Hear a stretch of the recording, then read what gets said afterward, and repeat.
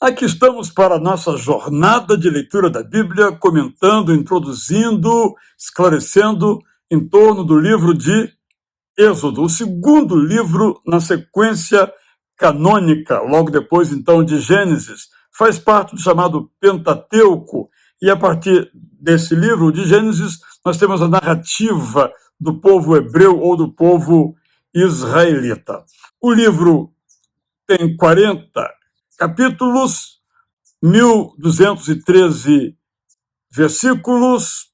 Demoramos aí para lê-lo todo cerca de 2 horas e 20 minutos.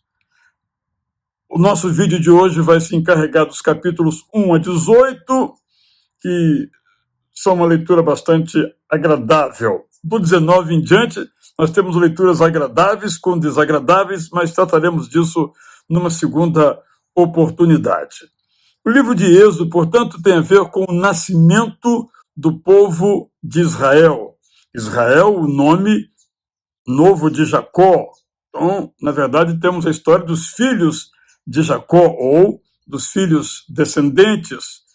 Sempre na Bíblia, filho é filho, neto, bisneto, todos aqueles que vêm em seguida. Então, logo no início do capítulo 1, nós temos a narrativa de que o povo estava na terra de Gósen, os hebreus estavam em Gósen, que ficava ali no estuário do rio Nilo, próximo ao mar Mediterrâneo. Os faraós não são mencionados no livro de Êxodo pelos seus nomes.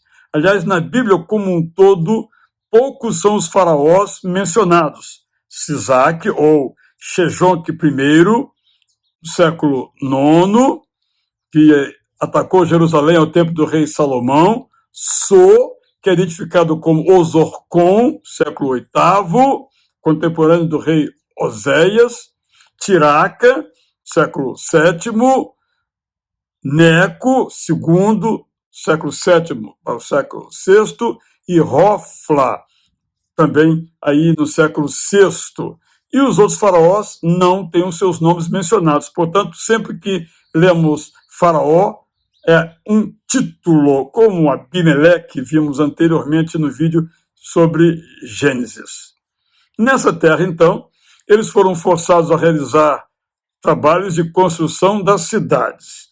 Diferentemente do imaginário das pessoas, estou lendo aqui na Bíblia de Estudo Prazer da Palavra, versículo 2, Êxodo, só disponível em e-book, que os israelitas não trabalharam nas pirâmides de Giza ou Gizé, na Cairo dos dias de hoje.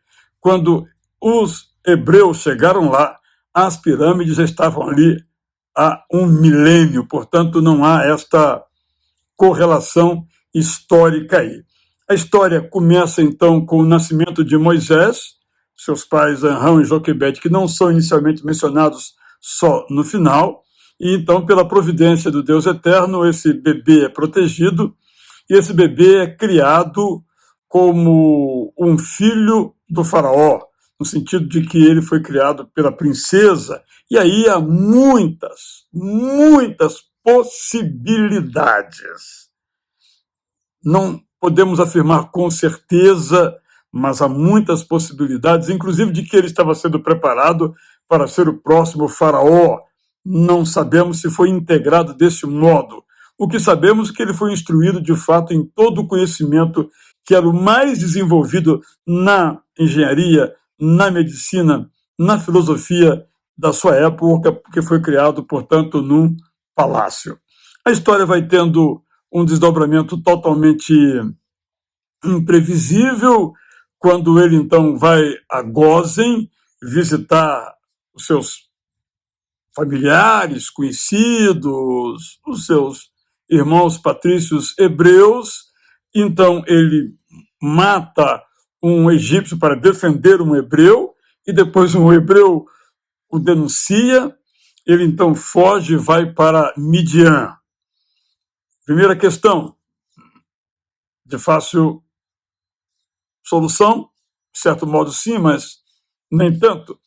ele vai para Midian. Onde é Midian? Muito provavelmente no território hoje da Arábia Saudita. É mais ou menos um consenso a este respeito. O fato é que 430 anos desde a chegada dos 70 membros da primeira família hebreia no Egito, nós temos uma situação totalmente inusitada em que os filhos de Israel agora eram escravos. Os egiptólogos egípcios, desculpe repetir aqui, mas nesse sentido, negam a ideia de que os hebreus foram escravos, mas não há dúvida, há muitas indicações disso, e é bom sempre lembrar que um vencedor escreve a história de um modo, um escravo escreve a história obviamente, de outro modo. Então, nesse contexto, Deus chama Moisés para libertar o povo de Israel, o povo hebreu. Aí temos Moisés negociando com Deus, não sou eu não tenho competência, eu estou com medo, aí a história se desenvolve, mas aquela experiência na floresta ali, no deserto, na verdade, da sarça ardente foi marcante. Ele acaba, então, voltando para o Egito, para a capital, e começa, então, ali o seu diálogo diplomático com o faraó, e, ao final, depois de muitas situações das chamadas pragas do Egito, sobre as quais eu recomendo o livro de Colin Humphreys, intitulado Os Milagres do Êxodo, excelente livro que nos mostra como estas pragas ou pestes ou epidemias, na minha paráfrase ao livro de Êxodo, eu chamo de epidemias, a maioria ali epidemias, mas Humphreys mostra com muita propriedade como cada milagre para nós, pragas para os egípcios, uma foi se sucedendo à outra. Temos um episódio aqui que vale a pena sublinharmos, que é quando Deus intenciona matar Moisés. É um episódio muito intrigante, ainda no capítulo 2, 3, porque Moisés estava voltando para a sua tarefa e parece que, de repente, Deus muda de ideia e pretende, então, matar, diz o texto bíblico. A explicação é a seguinte, não é também muito fácil, mas que Moisés sabia que tinha a obrigação de circuncidar o seu filho. Ele não o fez, Zípora o fez. Então isso resolveu o problema e ele pôde continuar, a partir daí, a sua missão.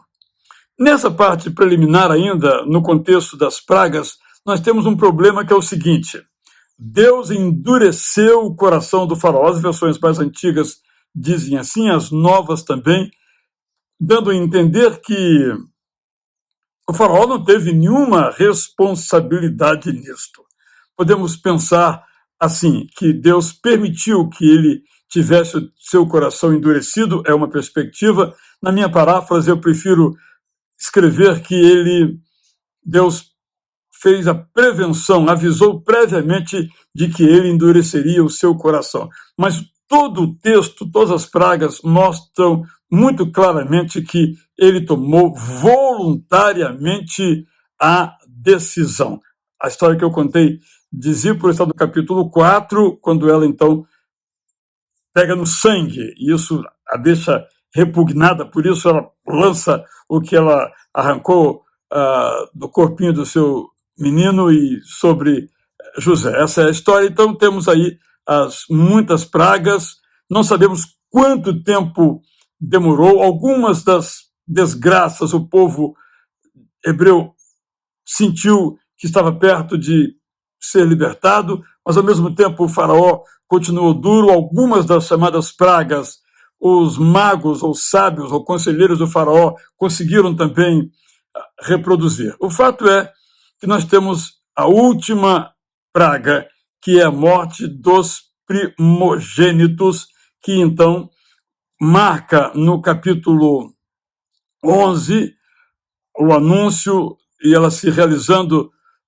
nesse capítulo aí, antecipando a Páscoa, a saída do povo. Temos um probleminha aí. Dois probleminhas, na verdade. Todo o discurso de Moisés era o seguinte: o faraó, deixa a gente ir por 3 dias para sacrificar no deserto. É um problema sério isso aí, porque, na verdade, o faraó estava com a razão. O faraó disse: então, vocês estão me enganando, vocês querem sair de vez.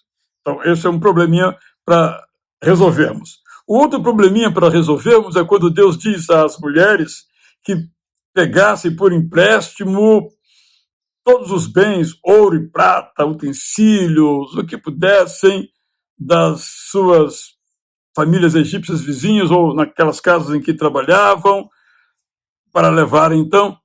Essa, penso, é a parte mais fácil de resolver, porque o texto também deixa claro que era a maneira de os egípcios que escravizavam os hebreus compensassem a injustiça que tinham cometido. E sem esses recursos, o povo não teria como sobreviver de jeito nenhum. No meio do caminho tinha aldeias, tinha situações em que podiam fazer aquisições, era um caminho mais ou menos conhecido, uma rota. Isso veremos no nosso próximo vídeo.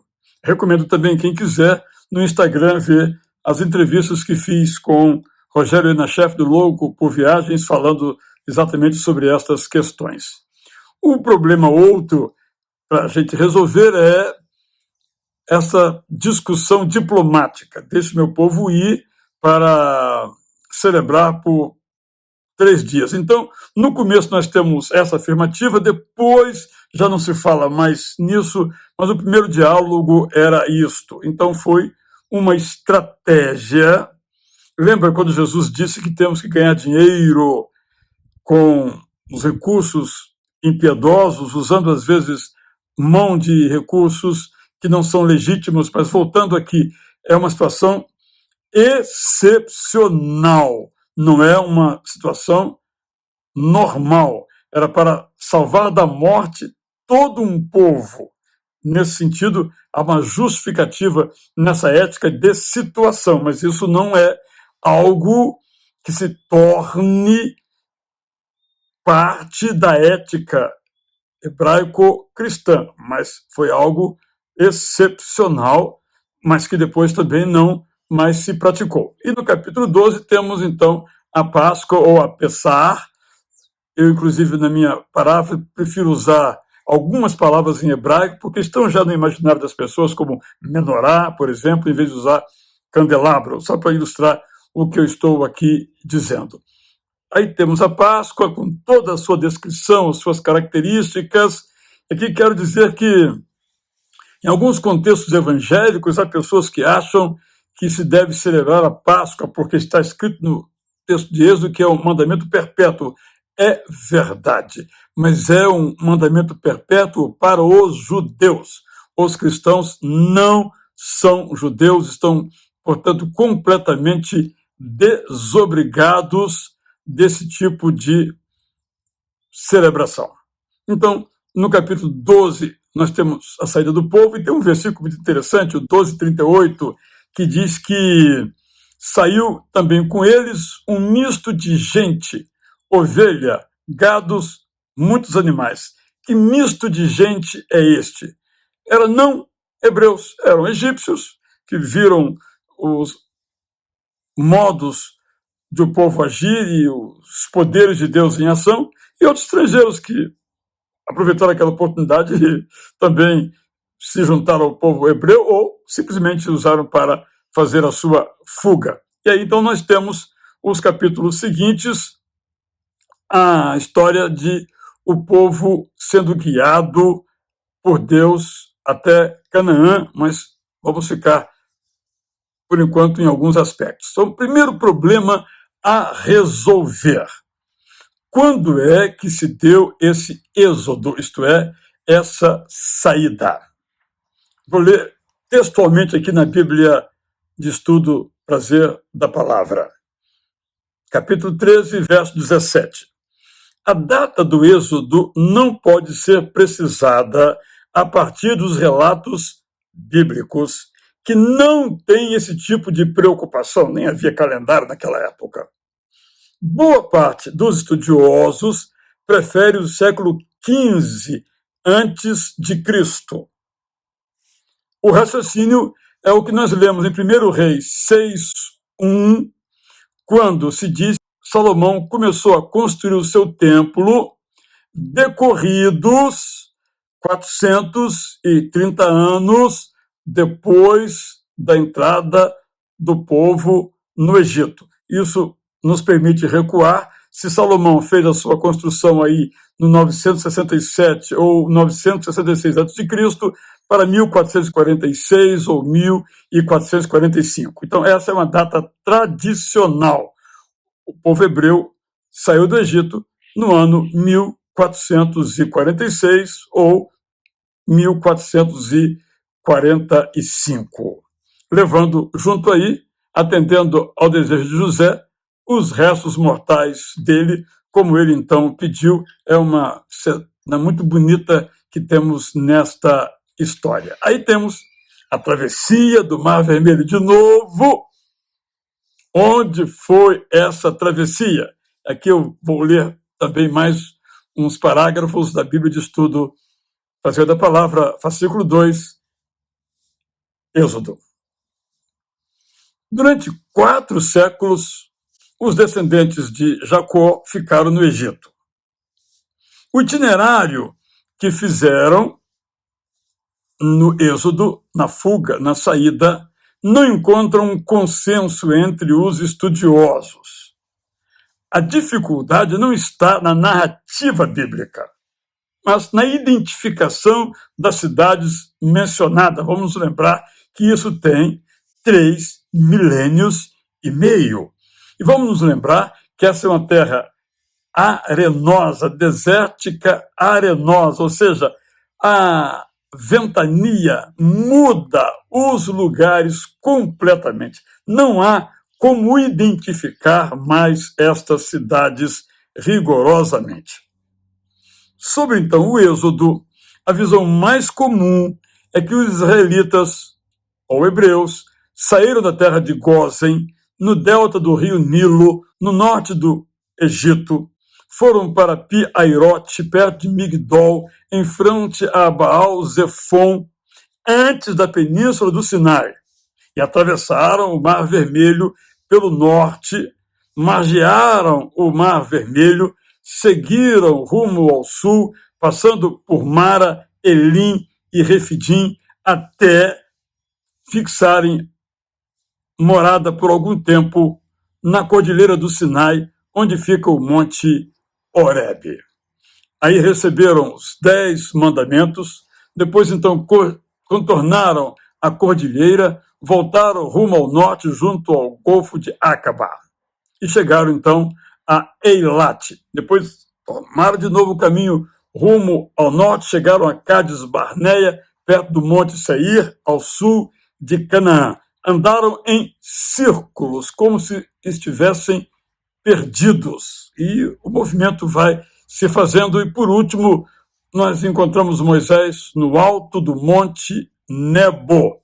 Dali o povo desce, atravessa o Rio Jordão, na altura de Jericó, já sob o comando de Josué, e entra em Canaã. Então, este é o itinerário mais antigo. Tanto é que no Sinai, no chamado Monte Sinai, tem um mosteiro chamado Mosteiro de Santa Catarina, construído em homenagem a familiares do imperador Constantino, que teriam chegado em peregrinação e visto que foi naquele lugar, e desde então esse lugar é marcado como sendo o Sinai. Eu mesmo já subi nele, quer dizer, na verdade eu tentei subir, eu não consegui subir porque me faltou fôlego, e antes que eu tivesse problemas lá em cima, eu fiquei na tenda de um beduíno esperando o grupo voltar. É uma viagem de 3 horas a pé, não deu para mim, mas um dia, quem sabe. eu ainda consiga. Meu problema foi que eu fiquei muito tempo sem me alimentar e, digamos, não consegui, mas a maioria conseguiu, só 2 pessoas não conseguiram. Eu acho que a segunda não conseguiu por solidariedade a mim, mas fica aí na história dos meus fracassos. Bem, tem uma outra possibilidade, um outro itinerário. Os hebreus saíram de Gósen, margearam o Mar Vermelho, foram até Migdol, na altura de Pi-Hairote, mas já de frente para a Arábia Saudita, e o Monte Sinai, então, ficaria na Arábia Saudita, e aí, então, tomaram o rumo do norte até o Monte Seir, na ponta norte do Mar Vermelho, e atravessaram a Jordânia, e o caminho se torna comum. A primeira possibilidade, portanto, põe o monte do Deus Eterno, o Monte Sinai, ou Horebe, na moderna península do Sinai, no Egito. E a segunda coloca o Monte Sinai na atual Arábia Saudita, que é um país fechado, não há como, nesse momento, fazer qualquer pesquisa lá. Por essa razão, nós só podemos dizer que há essas duas possibilidades, mas não temos certeza com relação a onde se deu propriamente a passagem pelo mar. Mas, sem dúvida alguma, a narrativa é claríssima. O povo passou por ação miraculosa de Deus, está cantado no Salmo que aparece em Êxodo capítulo 15, um salmo que não está no livro dos Salmos. Nesse salmo nós temos uma questãozinha que é a seguinte: muitas vezes no Antigo Testamento, e aqui em particular, se fala dos deuses. Por exemplo, 15:11, ó Senhor, quem é como tu entre os deuses? Quem é como tu que operas maravilhas? Então, nós temos que nos lembrar que, em relação à divindade, nós temos o animismo. Os animistas creem, estou de novo lendo aqui na Bíblia de Estudo, trazendo a palavra, fascículo 2, Êxodo. Os animistas creem que todos os seres, animados e inanimados, possuem uma essência espiritual, uma ânima, alma. Daí, então, animismo. Pode ter, nesse conceito, o Deus eterno, mas ele se encarna em pessoas, em animais, em objetos.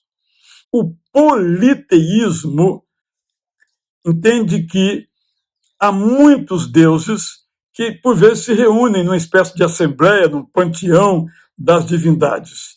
E esses deuses são representações das forças da natureza.